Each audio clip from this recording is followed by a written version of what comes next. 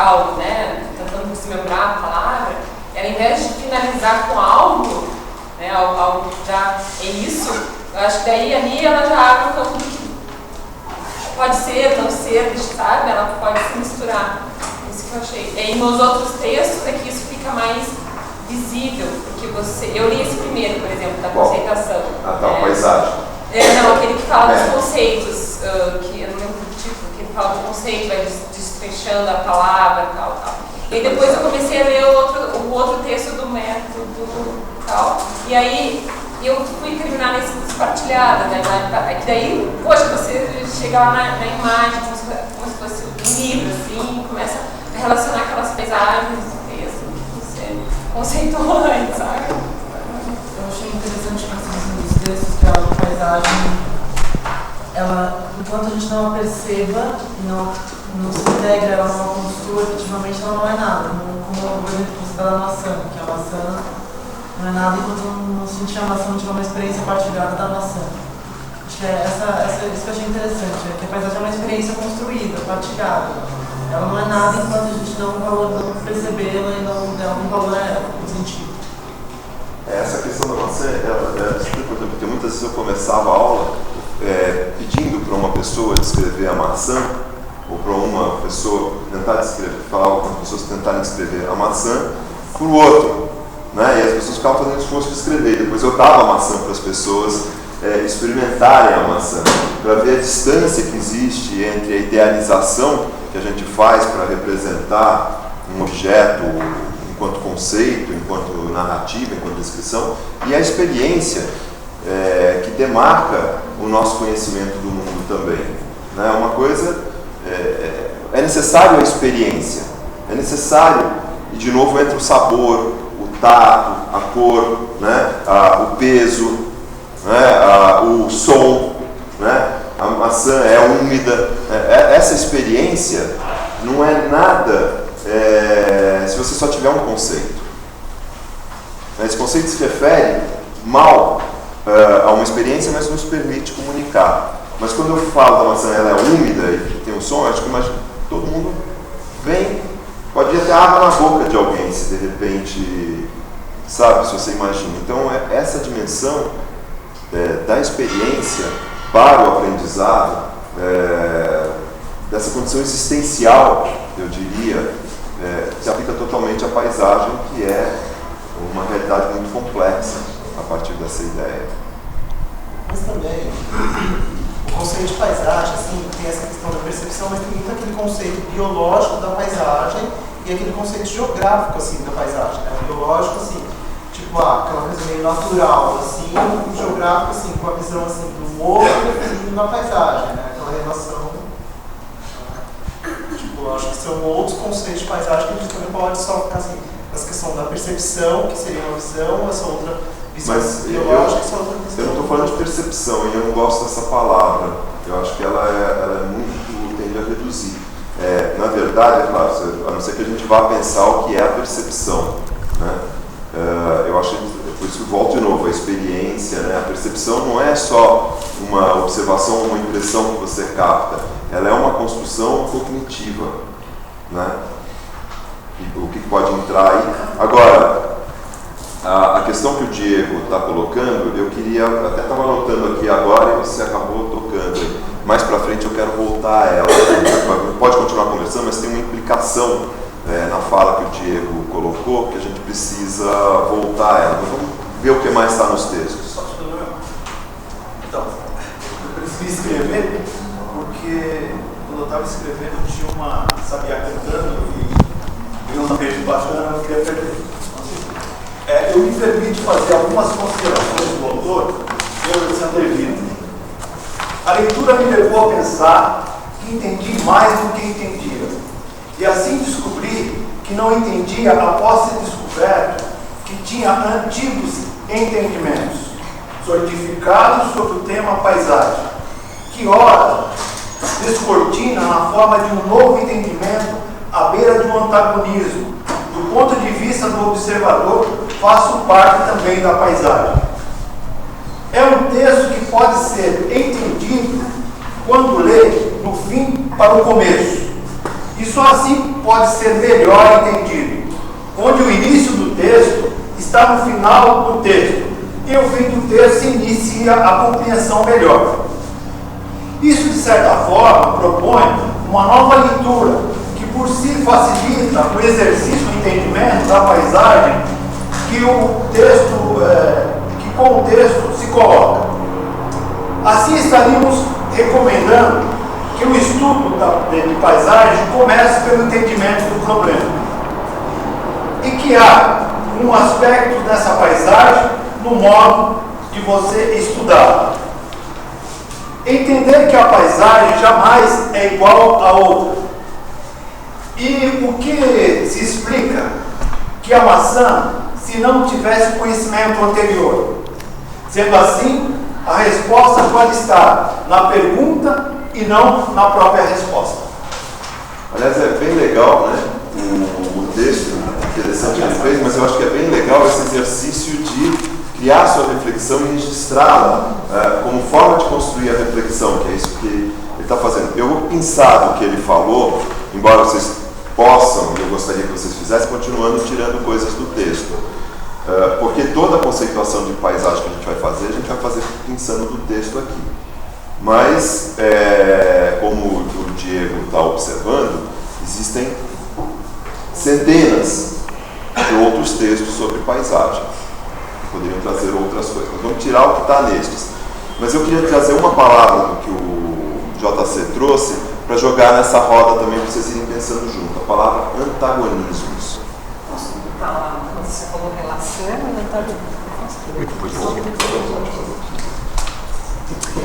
Eu seria um pouquinho mais radical ainda, digamos assim. Eu sou sempre radical. A paisagem não existe, né? Eu acho que a gente tem que se conformar com isso. A academia está preocupadíssima em saber e conceituar, mas a paisagem só existe na arte, né? São não mais as percepções, mas são os perceptos e os afetos que constroem essa paisagem, e isso se manifesta através da arte. Só através da arte é possível a gente ter a paisagem. Bem, Paulo agora colocou um problema, apesar dele falar da academia, ele colocou um problema profundamente conceitual e difícil de discussão. Existe limite entre arte e vida? Limite entre arte e vida? Existem experiências que são artísticas e outras que não são artísticas? Lógico. Então, nas experiências não artísticas não existe paisagem? Pouco importa, eu não preciso colocar, né, aquela velha história de a gente colocar um traço no meio da lousa e dizer isso está à esquerda e isso está à direita, né? A coisa é muito mais ampla, né? O que ainda vinha lendo agora no trem o texto do Bodia, né? É magnífico, né? Aí você sobe nessa escola e você vê esse monte de placas, né, sobre a experiência e sobre... É completamente delirante. Isso aqui é da ordem do delírio e do absurdo, né? Porque isso não quer dizer absolutamente mais nada. Eu estou negando o indivíduo, eu estou negando o indivíduo e a sociedade, eu estou negando as percepções, né? Há muito além da percepção, dos perceptos, né? Quer dizer, aquilo que ele tem em si. Os dois, na última aula, era ejaculatório, né? O que é a paisagem, e as duas pessoas que respondem contam uma história de vida delas. Pronto, eu tenho um texto, né? Eu entendi a paisagem e a compartilhei. Agora a pergunta do Gabriel, qual foi mesmo, Gabriel, a pergunta que você fez para o Paulo? Existe limite entre arte e vida? Há uma diferença entre uma experiência que é artística e uma que não seja, né? Essa é uma questão fundamental, porque a associação entre arte e paisagem, ela é histórica, digamos dessa forma, né? E muito longa, e que gera, por vezes, também alguns entendimentos que limitam a possibilidade de pensar a paisagem dependendo de como a gente pensa que seja arte. Então, eu acho que eu gostaria de saber o que é arte e o que não é arte nesse teu argumento, só para a gente ir em frente. A gente fica procurando, né? Você fica no texto, né? Você não se lembra mais do texto, e aí você reconstrói, né, toda uma etimologia, por exemplo. Você vai trabalhar em cima da etimologia. Em momento algum, você se lembra, por exemplo, que a palavra saber, etimologicamente, é sabor. É a mesma coisa, só em português, português do Brasil, porque em Portugal se continua dizendo isto me sabe muito bem. Né? É uma coisa puramente da ordem do sensitivo, do paladar.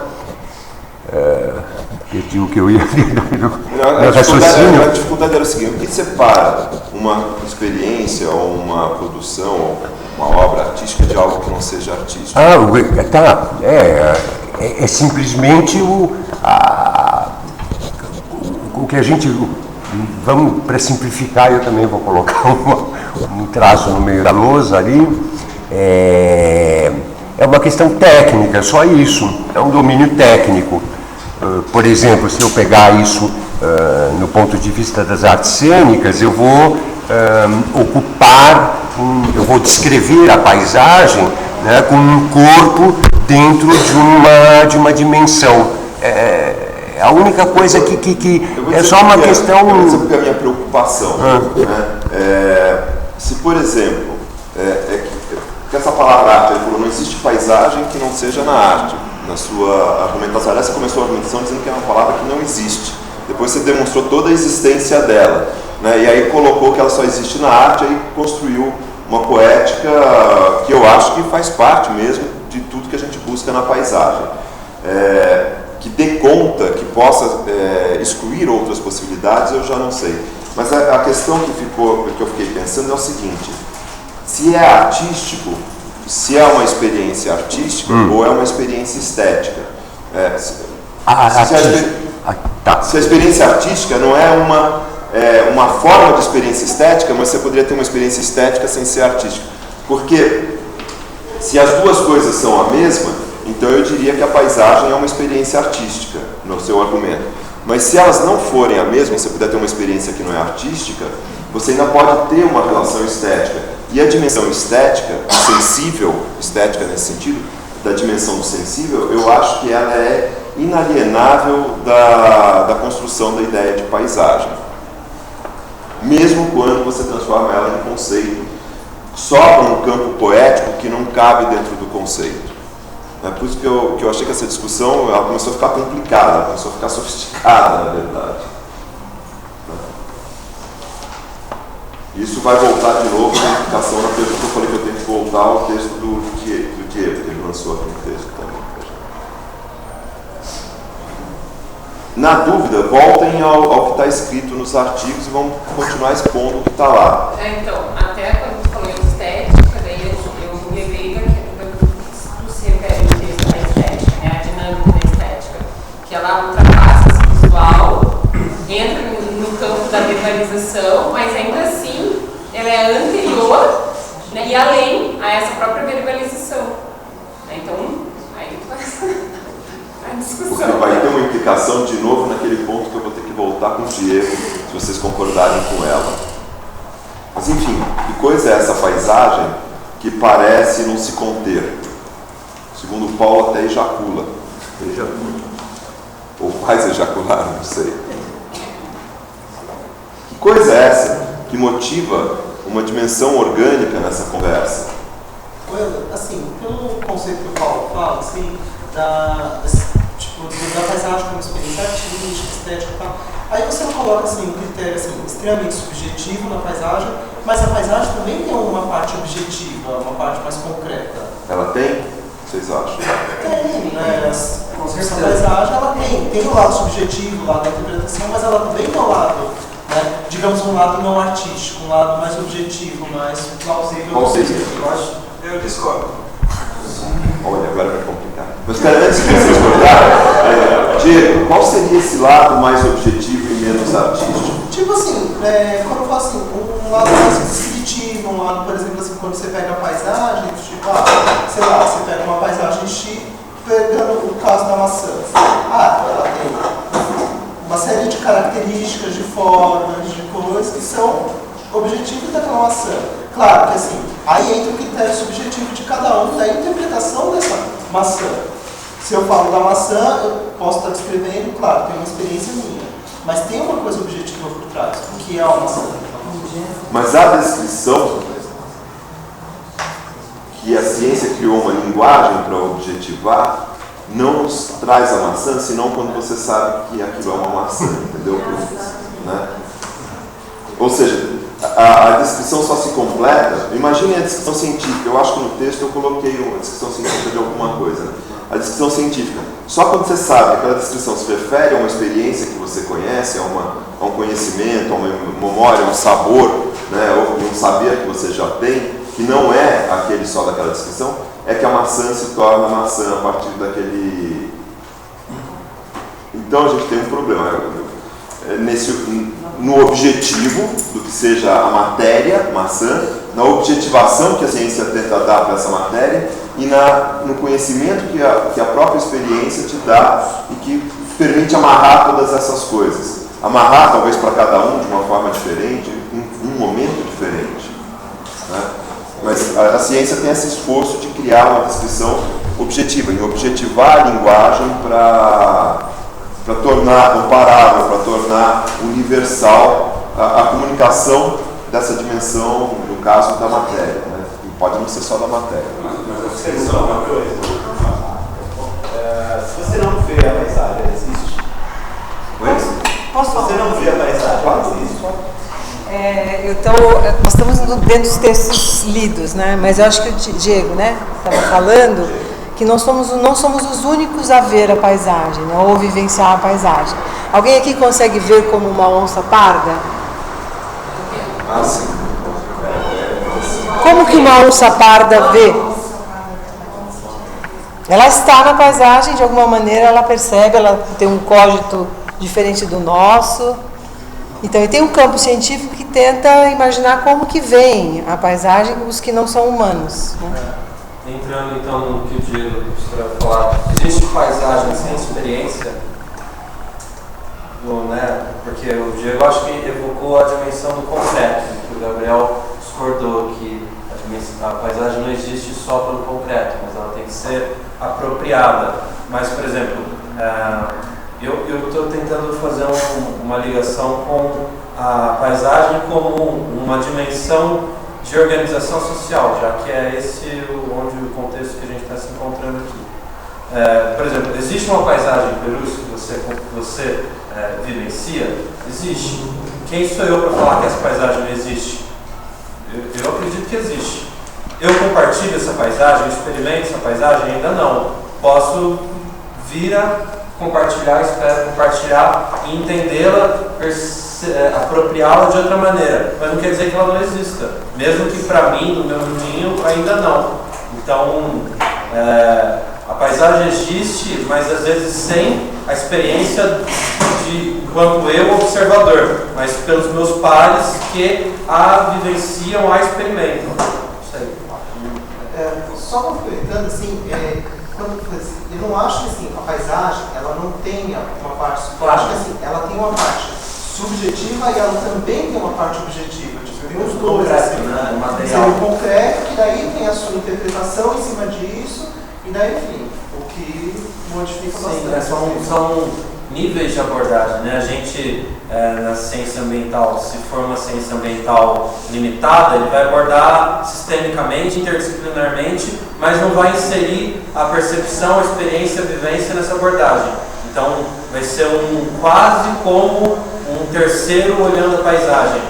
É paisagem? Depende do autor, depende do conceito.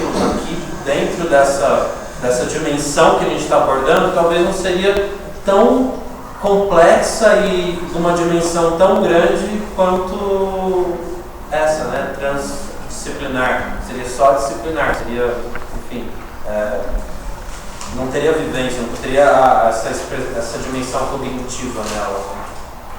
Eu fico pensando que, para explicar aí as coisas, porque vocês vão ver que é difícil para a academia lidar com a paisagem e, ao mesmo tempo, a academia não